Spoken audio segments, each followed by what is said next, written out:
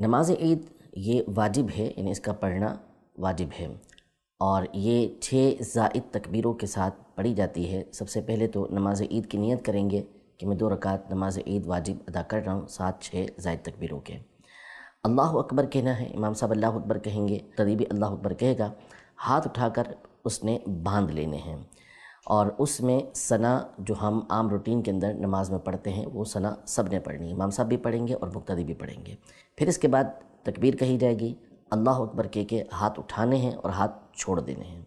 پھر تکبیر کہی جائے گی تو ہاتھ اٹھانے ہیں اور چھوڑ دینے ہیں۔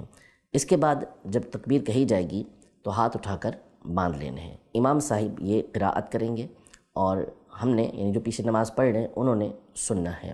قراءت کرنے کے بعد جیسے روٹین کے مطابق رکعت پوری کی جاتی ہے، رکوع کیا جاتا ہے، قوما کیا جاتا ہے، سجدے میں جایا جاتا ہے، اسی طرح اسے مکمل کیا جائے گا، اور دوسری رکعت کی ابتدا کی جائے گی۔ تو دوسری رکعت میں امام صاحب قراءت سے ہی ابتدا کریں گے۔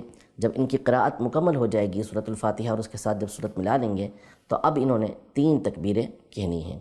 ہم بھی 7 تکبیر کہیں گے، نہیں اتنی آواز میں کم از کم ہم بھی کہیں گے کہ ہمارے کانوں تک آواز پہنچے۔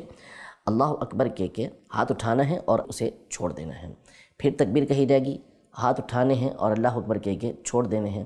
پھر تکبیر کہی جائے گی، ہاتھ اٹھانے ہیں، اللہ اکبر کہہ کے چھوڑ دینا ہے۔ تینوں تکبیروں میں ہاتھ اٹھانا ہے اور ہاتھ اٹھا کر چھوڑ دینا ہے۔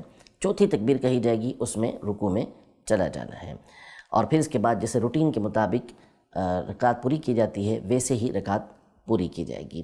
تو یوں یہ 2 رکعتیں عید کی مکمل کی جائیں گی۔ یہ نماز عید کا طریقہ کار ہے۔